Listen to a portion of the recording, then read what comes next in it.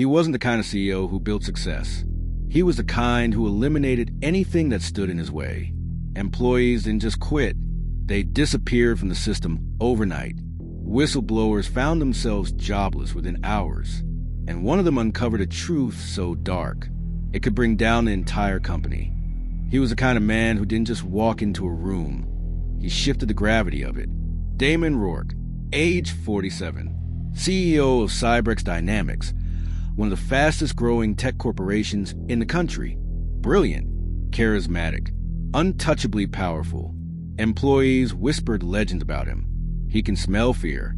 Never correct him in a meeting. People who question him disappear.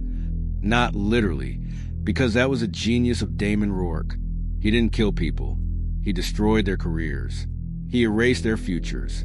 He fired anyone who got too close to the truth, anyone who asked the wrong question. And beneath his billion-dollar empire was a secret no one at Cybrex dared to uncover, until one employee, someone he never expected to challenge him, decided to ask the one question Damon Rourke spent 15 years hiding from. A question that would unravel everything. Where did the missing $48 million go? Her name was Elena Voss, age 29. Smart, soft-spoken, an auditor with a record of exposing financial irregularities. The kind of employee Rourke pretended to praise and quietly feared. Elena joined Cybrex with one mission: to climb. But she didn't know she was stepping into a machine designed to crush her curiosity. It began with numbers that didn't add up, transfers at odd hours, shell companies with no employees, contracts approved by departments that didn't exist, and above it all, a budget item labeled simply special projects.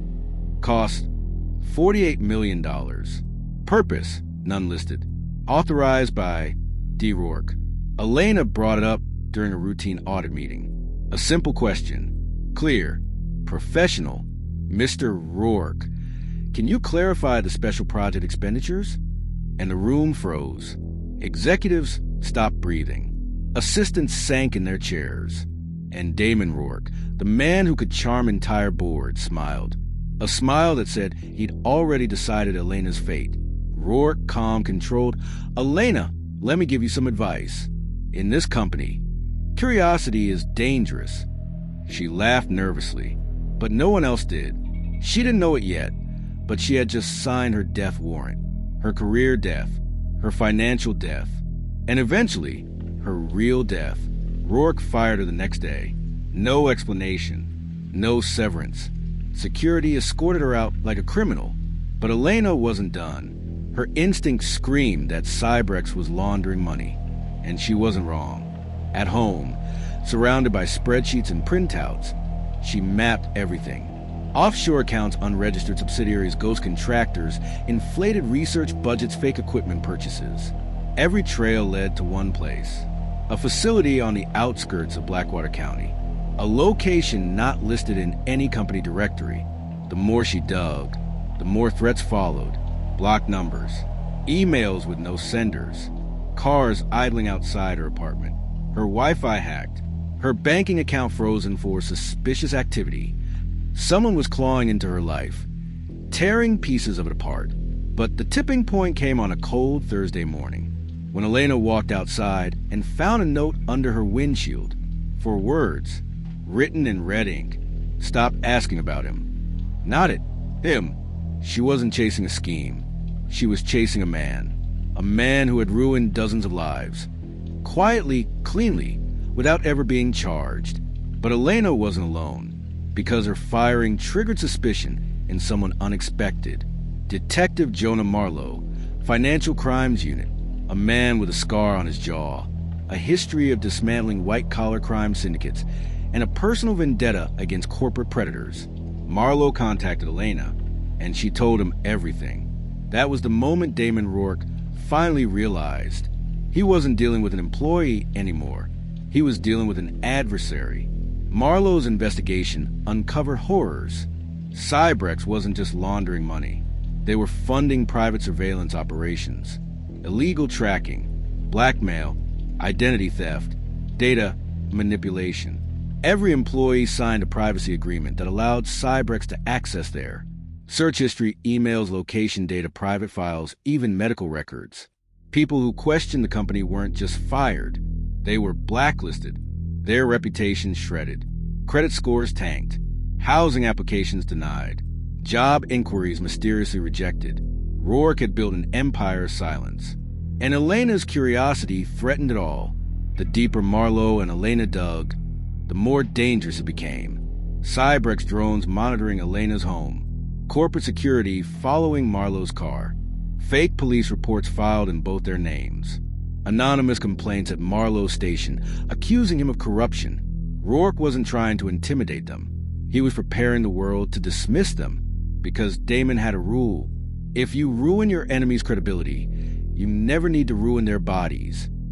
Elena found the final piece, a document buried under layers of encryption.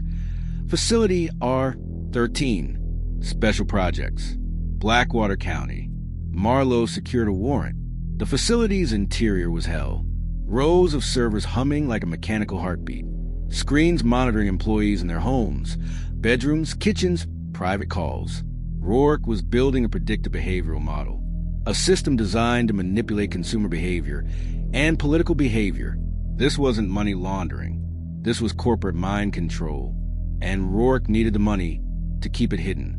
When Rourke learned they had discovered the facility, he didn't run. He did something worse. He activated a kill switch. It wiped every server, every drive, every message, and set the building on fire. Marlowe barely got Elena out alive, but someone didn't escape. Elena, she collapsed outside the building, coughing violently, unconscious. Her last words, "Eliminate the root. Rourke, don't let him rewrite me." She died in the ambulance, but not before passing Marlowe, the only surviving evidence. A tiny memory card hidden in her sleeve. On it, Rourke's voice, admitting everything, not to her, but to himself. A recorded monologue taken from an internal memo. People don't obey orders. They obey fear. And I've learned how to manufacture fear. The case exploded. Media frenzy. Whistleblowers emerging. Executives turning on each other. Stock tanking. And Damon Rourke? He didn't run. He held a press conference. Confident. Smirking. Untouchable. He denied everything. Called Marlowe corrupt. Called Elena unstable. But then, Marlowe released a recording. Rourke froze. Just for a moment. A twitch of the jaw. Enough to show the mask cracking. The FBI arrested him that night. Charges: fraud, racketeering, illegal surveillance, coercion, corporate blacklisting, conspiracy, obstruction, endangerment, manslaughter. As he was walked out in handcuffs, flashes lighting up his downfall, Rourke turned to the cameras and smiled. That same smile Elena had seen. A smile that promised, this isn't over. Marlowe stood at Elena's graveside. He placed one object on the stone. Her ID badge. Burnt. Melted. Recovered from the fire. She didn't die because she asked the wrong question, he whispered. She died because she asked the right one. Cybrex dynamics collapsed. Rourke awaits trial, but many of his lieutenants, unaccounted for. Files missing. Money still moving. And someone has begun sending Marlowe encrypted messages from an unknown source. Messages signed R13. The Empire may have fallen, but the machine Rourke built is still alive, watching, recording, waiting. Because when you fire everyone who questions you, you eventually meet someone who doesn't fear losing their job. They fear losing the truth.